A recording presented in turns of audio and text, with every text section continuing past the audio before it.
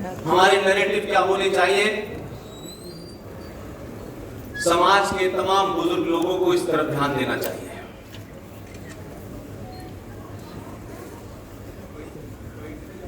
जन उद्घोषणा सेवा संस्थान के तमाम पदाधिकारी, इस प्रोग्राम के मुंतजमीन, आयोजक, ऑर्गेनाइजर, इसके अध्यक्ष, उपाध्यक्ष, महासचिव, तमाम सारे लोग, मुझे अभी इतना ही पता था कि जब मैं दिल्ली से चला था तो मेरे साथ 2 पीढ़ियां साथ चली थी। मैं जब इस हॉल में पहुंचा तो मुझे पता चला कि इस हॉल में 3 पीढ़ियां एक साथ बैठी हैं।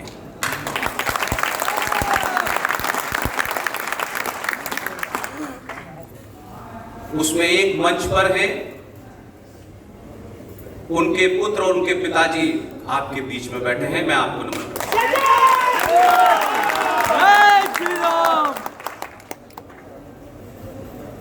आज पूरे देश में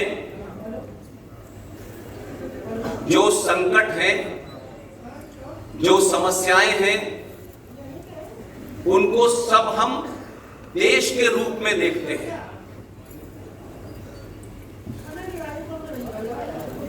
और एक बेसिक कंफ्यूजन है, ये वैसे ही है कि किसी डॉक्टर को अगर बीमारी ही ना पता चले तो वो इलाज सही नहीं कर सकता। हमारे मन मस्तिष्क के अंदर, हमारी शिक्षा में, राजनीतिक लोगों ने, विश्वविद्यालयों में अध्यापकों ने और समाज में जो बुद्धिजीवी हैं, उन सब ने मिलके 70 साल पहले जो जघन्य अपराध किए हैं, उन अपराधों को समाप्त करने का यह समय आ गया है। और कुछ अपराध ऐसे होते हैं कि आप हथियार से किसी की हत्या कर दें, मैं उस अपराध को बड़ा नहीं मानता हूं। आप ऐसे अपराध करें कि आने वाली पीढ़ी दर पीढ़ी मानसिक तौर पे अपंग हो जाए, उस अपराध के लिए कोई क्षमा नहीं हो सकता। हम 70 सालों से झूठ बोलने, झूठ सुनने और झूठ के बारे में प्रचार करने में दुनिया के सबसे बड़े एक्सपर्ट हैं। और हमारे अंदर इतने घर कर गया है झूठ कि अगर कोई बीच में से उठ के कहे कि ये बहुत बड़ा काम कर रहा है तो लोग कहते हैं नहीं नहीं नहीं, ये अच्छा आदमी है, आप गलत समझ रहे हैं। यानी हम खुद भी झूठ बोलते हैं और जो सच बात बोल रहा होता है उसको भी झूठा मानते हैं। 21वीं सदी के इस दौर में जब संचार क्रांति हुई तो क्योंकि मेरा वास्ता पत्रकारिता से रहा है, आप सब जानते हैं। मैंने जितने साल देश में पत्रकारिता की है करीब करीब उतने ही विदेश में किया है। और भारत का सबसे प्रिय देश, सबसे प्यारा देश, जो भारत के हर जनमानस के मुंह पर है, उस पाकिस्तान में मैंने नौकरी की है।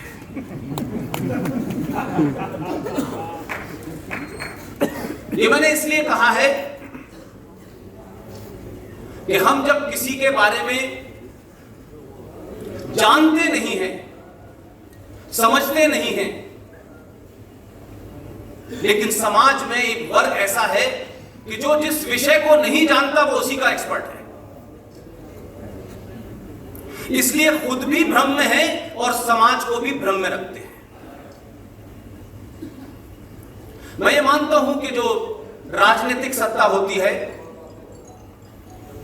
सत्ताओं को झूठ बोलने का, समय समय पे अपने वादे से पलट जाने का अधिकार समाज को देना चाहिए, क्योंकि वो राजनीति में है। हम समाज में जो लोग राजनीति में चले जाते हैं उनसे उम्मीद करते करते हैं कि वो सन्यासी जैसा व्यवहार करे और सन्यासी टिकट की लाइन में लगे। हर एक की भूमिका तय है, उसके लिए नियम तय हैं। भूमिका को बदलेंगे तो नियम भी बदलने पड़ेंगे। आज गीता जयंती के इस समारोह में मैं आपसे गीता के बारे में 2-3 बातें कहूंगा कि मैं जानता हूं कि मैं कोई बहुत उसका एक्सपर्ट नहीं। अभी जो हमारी एक बुजुर्ग मां थी, उन्होंने बताया कोई 5000 साल पहले यह ग्रंथ लिखा गया। इन हालातों में लिखा गया, उसको भारतीय समाज ने छोड़ दिया, क्योंकि हम अपनी सुविधा और अपने लालच के तहत चीजों की परिभाषा करते हैं। परिभाषा को नहीं बदला जा सकता, कहने का तरीका बदला जा सकता है, लेकिन हमने गीता हो, रामायण हो, आजादी का आंदोलन हो, नारे हो, उन सब को अपनी सुविधाओं के हिसाब से बदल दिया है। राजनीतिक सत्ता ने जिस तरीके से इस देश की राजनीति को, संविधान को, उस स्वतंत्रता आंदोलन के आइकॉन जो हैं, उन सब को बदल दिया, क्योंकि उस राजनीति को वो सूट करता था। और उस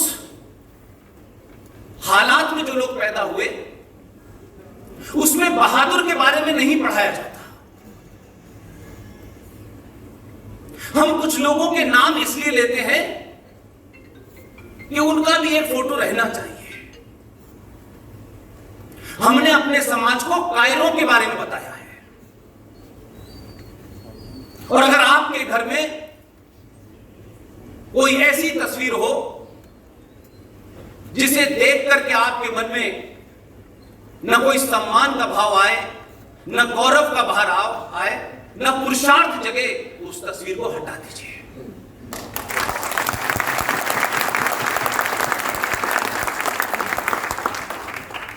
हम भगत सिंह की बात घर के अंदर करते हैं, बीच बीच में करते हैं सुविधा के लिए। सुभाष की बात करते हैं सुविधा के लिए। हम सावरकर की बात करते हैं सुविधा के लिए, लेकिन अपने बच्चे से कहते हैं चाचा नेहरू बनना है। कैसे सत्ता तक पहुंचना है, इसके लिए सब कुछ दांव पे लगा देना, लेकिन सावरकर मत बनना, सुभाष भी नहीं बनना है तुम्हें। तो जब किसी समाज के, किसी राष्ट्र के आइकॉन बदल जाते हैं तो समाज वैसा ही हो जाता है। इसलिए गीता के बारे में गांधी जी की अपनी एक इंटरप्रिटेशन है, डॉक्टर राधाकृष्णन की भी अपनी एक इंटरप्रिटेशन है, लेकिन आपने, भगवान कृष्ण ने जहां से गीता शुरू हुई उन्हें भुला करके गांधी जी की गीता को पकड़ लिया। लिहाजा गांधी के हाथ में गीता थी तो उन्होंने कहा अहिंसा परमो धर्मा। वो गीता को लेके अहिंसा की बात कर रहे थे और भगवान श्री कृष्ण गीता को लेके महाभारत कर रहे थे। आपको तय करना है कि गीता पढ़ना है तो पूरा श्लोक पढ़ना है, एक लाइन नहीं पढ़नी, दूसरी नहीं छुपानी, क्योंकि समाज में वो राजनीतिक तौर से सूट करता है। राजनीति बहुत छोटी सी चीज है। इसलिए देश क्या है, राष्ट्र क्या है, राज्य क्या है, इसको कभी सही से देश को बताया नहीं गया। हम सब ये समझते हैं कि जिसको हम कहते हैं भारत माता की जय, भारत देश, राज्य और राष्ट्र, ये जो देश है भारत, ये एक जमीन का टुकड़ा है। ये टेरिटोरियल भारत है, इसकी बाउंड्री तय है। ये बाउंड्री समय समय पर टूटती रही हैं, बनती रही हैं, बिखरती रही हैं, और एक राजनीतिक भारत हजारों बार टूटा है। लेकिन भारत राष्ट्र क्या है? राष्ट्र आपकी आस्था, सरोकारों का, आपकी संस्कृति का हिस्सा है।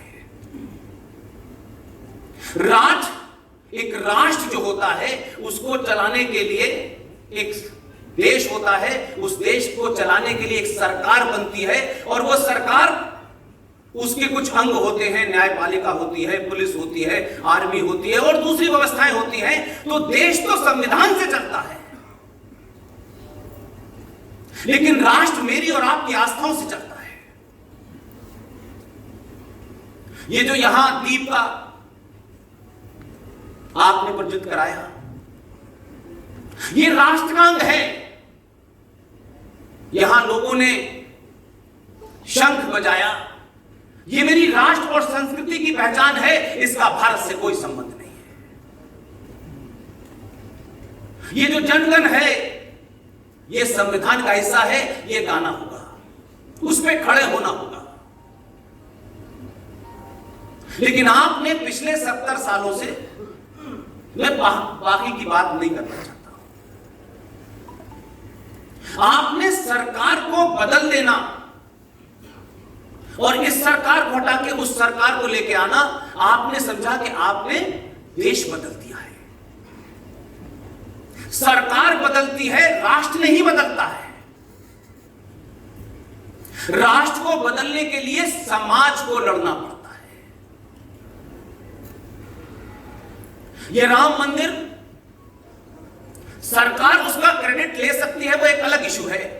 वो जिस भी राजा के दौर में बनेगा, कह सकते हैं इस इतिहास में लिखा जाएगा फला राजा के दौर में राम मंदिर बना था।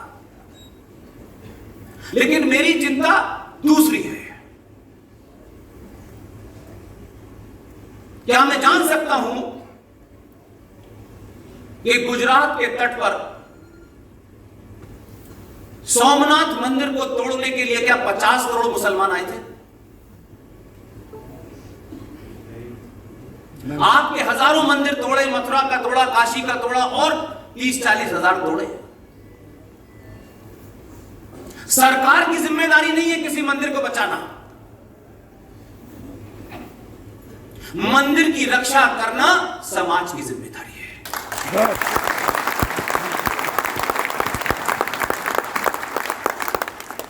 और जब समाज कमजोर हो जाता है, उसमें विकृतियां आ जाती हैं, उसमें लालच और घमंड और अहंकार बढ़ जाता है, उसमें कायरता जब आ जाती है, तो स्टेट यानी राज यानी सरकार उस समाज की आस्थाओं पे चोट करना शुरू करती है। जब जब समाज कमजोर हुआ है, सरकारों ने अपनी ताकत को, अपनी सत्ता को बनाए रखने के लिए राष्ट्र के जो आइकॉन हैं, जो राष्ट्र के कंपोनेंट्स हैं, उसमें दखल देना शुरू किया। भारत समाज कमजोर हो गया, आपको अपने लोगों ने दीनहीन करा, आपको कभी असली इतिहास नहीं बताया गया। मैं मानता हूं कि सरकारें आई इस देश में 6-6 72-73 साल की इस तथाकथित आजादी में 6 मुसलमान शिक्षा मंत्री हुए। किसने क्या किया उसमें नहीं जाना चाहता। कॉलेज में क्या पढ़ाया जा रहा है, यूनिवर्सिटीज में क्या पढ़ाया जा रहा है, ये हम चर्चा तो करते हैं, लेकिन एक आम नागरिक की हैसियत में क्या हमारे जीवन में सब कुछ जो क्लास में पढ़ाया जाता है, क्या हम उसी की चर्चा करते हैं, उसके इतर कोई चर्चा नहीं करते? तो अगर ये पढ़ा भी दिया गया है, ये जो वंदे मातरम है, जिसे 1937 में उसमें विवाद हुआ और कहा गया कि साहब इससे मुसलमानों की भावनाएं भड़क जाती हैं। लिहाजा इसमें जो देवी देवताओं का जिक्र है, इससे हम संतुष्ट नहीं है। अब ये बात शायद हो सकता है किसी कॉलेज में ना पढ़ाई जाती हो, लेकिन मौजूद है। लेकिन समाज को जो काम करना चाहिए था वो नहीं किया। उसका क्या हो रहा है कि हम सही तरीके से अपनी बात को सरकारों के सामने नहीं रख रहे। और सरकार का ये भी मतलब नहीं होता कि वो महाज्ञानी हो, ये भी गलतफहमी है। सरकार होती है तो बड़े बुद्धिजीवी उसमें चले जाएं लोग, और एमपी का चुनाव जीतना उससे कोई बुद्धिमत्ता का मामला हो, मैं नहीं मानता। तो हमारे यहां क्या हुआ कि वंदे मातरम पे विवाद हुआ। मौलाना अबुल कलाम आजाद जो मक्का में पैदा हुए थे, जिनका भारत से कोई संबंध नहीं था, जो किसी स्कूल में नहीं गए, किसी कॉलेज में नहीं गए, किसी विश्वविद्यालय में नहीं गए, वो भारत के पहले शिक्षा मंत्री बने हैं। उन्होंने ये बात कांग्रेस में कहा कि मुसलमान इससे बहुत नाराज हैं। जब लोगों को अपना एजेंडा चलाना होता है तो कौन नाराज है कौन नहीं है, लेकिन वो लोगों के बिहाफ में अपना एजेंडा चलाते हैं। और कहा कि मुस्लिम लीग के लोग भी बहुत नाराज हैं। 1937 की बात कर रहा हूं, और 1930 दिसंबर 1930 में मुस्लिम लीग का अधिवेशन इलाहाबाद में हुआ, जिसे अब प्रयागराज कहते हैं। सर मोहम्मद अल्लामा इकबाल ने उस अधिवेशन की अध्यक्षता सदारत की थी। 1930 में उस शख्स ने कहा कि भारत के वेस्टर्न बॉर्डर पर जो मुस्लिम मेजॉरिटी एरियाज हैं उनको अलग कर देना चाहिए।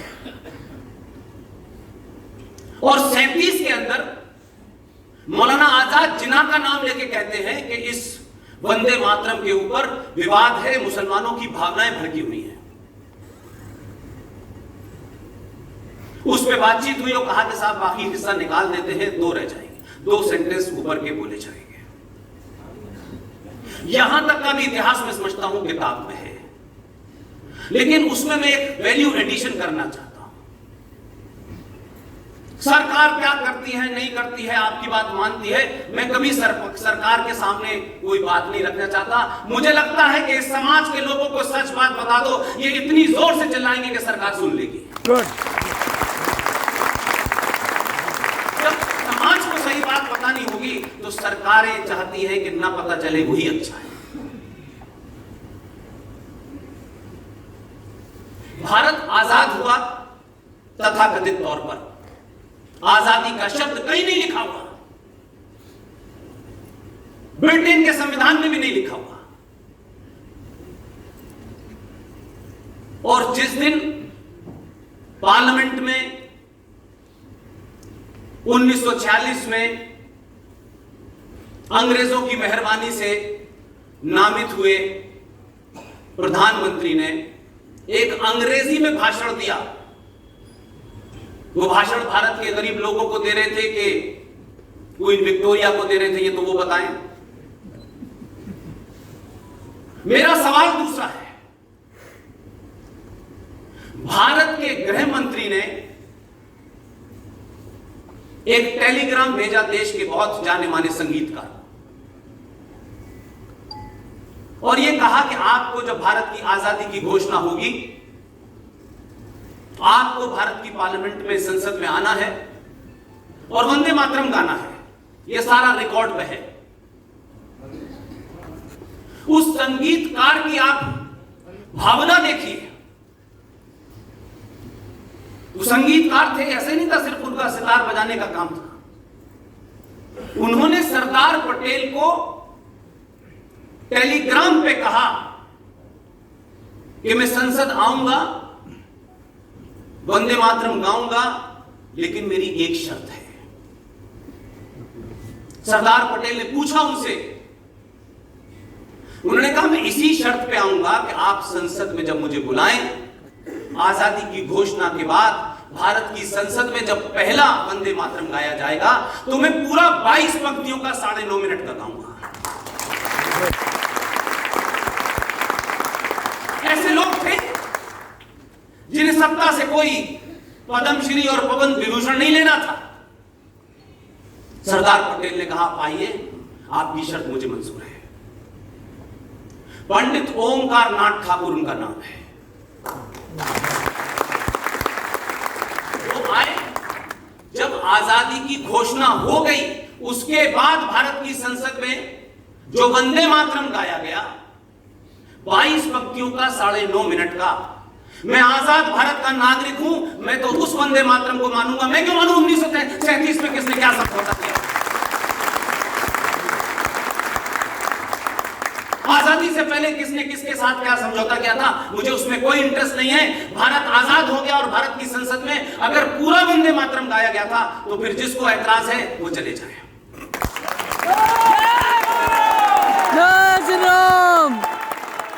क्योंकि उनके ऐतराज के कारण, इन्हीं कारणों से उन्होंने मुल्क बांटा था। उन्हें भारत की आस्थाएं, सरोकार, परंपराएं नहीं अच्छी लगती थी, तो वो जहां जाना चाहते थे चले गए। लेकिन एक दूसरी चीज देखिए कि मुस्लिम लीग के एक बहुत बड़े लीडर हैं, वो यहां रह गए, बेटा पाकिस्तान चला गया। उत्तर प्रदेश के अध्यक्ष थे मुस्लिम लीग के मिस्टर लारी, वो जब ये गाया जा रहा था तो संसद में बैठे हुए थे। खलीफुज़्ज़मा, उस विश्वविद्यालय के जहां मैं पैदा हुआ, जिस विश्वविद्यालय के बारे में आपको सबको पता ही होगा, मुझे बताने की आवश्यकता है नहीं, उसी विश्वविद्यालय ने पाकिस्तान का पहला प्राइम मिनिस्टर दिया। ये सब लोग संसद में थे भारत की। यानी कितने शातिर लोग थे, मुल्क भी बांटा, और यहां के संविधान में, विधान में जितने मर्जी के चेंज थे वो करा के चले गए। वो भी बाद में पाकिस्तान चले गए। और उन्हीं खलीफुज़्ज़मा साहब ने अपनी किताब में लिखा है, pathway to Pakistan, page number 241, वो लिख रहे हैं कि अगर अलीगढ़ मुस्लिम विश्वविद्यालय न होता तो हमारे ख्वाबों का पाकिस्तान हमें न मिलता। तो जिन्हा मौलाना आजाद, इनके बीच में आप डिबेट करते रहिए। मैं आप सबके सामने इस ईमानदारी से कहना चाहता हूं कि हम उसको कितना भी बुरा माने, कितना भी इतिहास उसको गाली इसलिए दे कि उसको गाली देने से हमारी कोई आत्मसंतुष्टि हो सकती है, जिन्हा अपने मकसद में ईमानदार था, उसने कोई चीज छुपाई नहीं। लेकिन जो यहां रह गए वो जिन्ना से ज्यादा खतरनाक थे। मौलाना आजाद की आखिरी स्पीच जामा मस्जिद की सुन लीजिएगा, क्योंकि हमारे समाज में झूठे मक्कारों, डकैतों को, बलात्कारियों को हीरो बनाया गया है। यही हीरो हैं आपके। ना आपने उनकी स्पीच सुनी, ना उनकी बैकग्राउंड सुनी। देश का पहला शिक्षा मंत्री जो अपने जीते जी सच नहीं बोल पाया, वो भारत की शिक्षा में सच लिखेगा? नहीं। एक किताब लिखी उन्होंने अपने जीते जी, India wins freedom, written by Maulana Abul Kalam Azad. और उस किताब लिखने के बाद अपनी वसीयत में लिखा, ये देश के लोगों को अगर 1989 और 88 में भी पता चल जाता तो भी शायद समाज कुछ अपनी सोच को दुरुस्त कर लेता।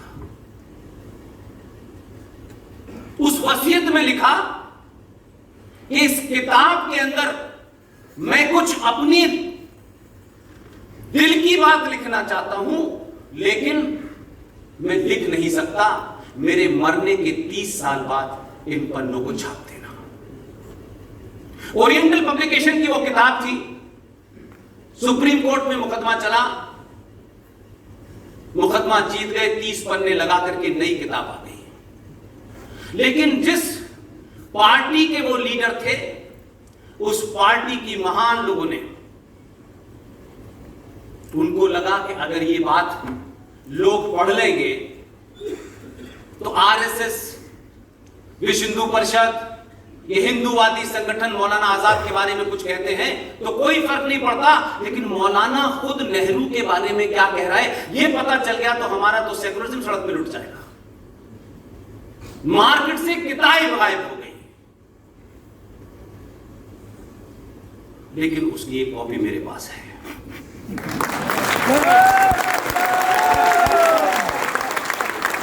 और वो कॉपी किताब मैंने इसलिए नहीं, मैं तो 25 साल से पत्रकारिता में था। जो भी कुछ मैं आज यहां हूं, जिन कारणों से भी आप मुझे सुनते हैं,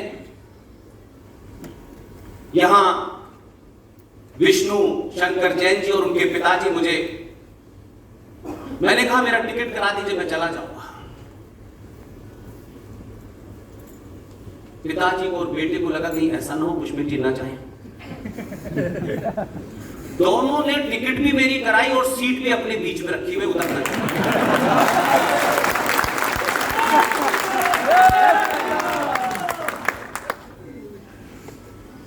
तो उस किताब में वो साहब लिखते हैं कि Nehru was wrong, Jinnah was right. ये जिससे उस 30 पन्नों का, अगर जीते जी लिखते तो अपना एजेंडा नहीं लागू कर पाते, तो एक मुखौटा चाहिए था। ऐसे ही लोग चले और आपके और मेरे दौर में इस देश के उपराष्ट्रपति जो अब नहीं है, दुनिया में है, पद पे नहीं है, उनके विचार आपने सुन लिए होंगे। हाँ। तो हम किताबों को भी सेलेक्टिव तरीके से पढ़ते हैं। ये जो 1946 वाली स्थिति में आपके सामने रखा हूं, ये देश इस वक्त उसी मुहाने पे खड़ा है।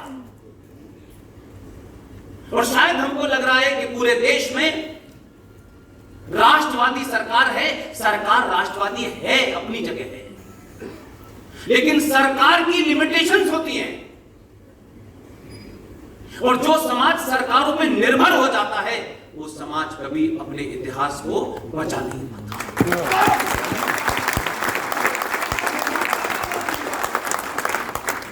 आप अपनी बात, अपने मन की बात अब कह पा रहे हैं।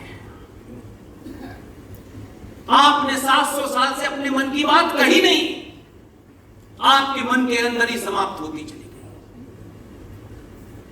गई। इसलिए भारतीय राजनीति के अंदर बहुत सोच समझ के, मैं इसको ये नहीं मानता कि ये आउट ऑफ ब्लू हो, ऐसे हो गया है।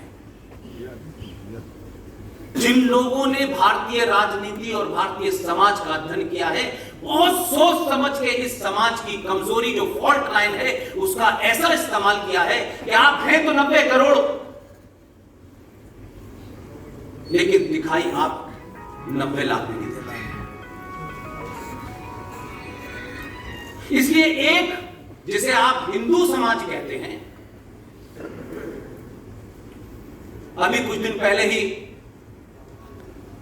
कैप्टन सिकंदर रिजवी मेरे बहुत पुराने दोस्त हैं, और ये उस वक्त जब ये मेरे दोस्त नहीं थे, मेरी संगत में आगे बिगड़े नहीं थे, ये तब राम मंदिर में कार सेवा कर रहे थे 20 साल पहले।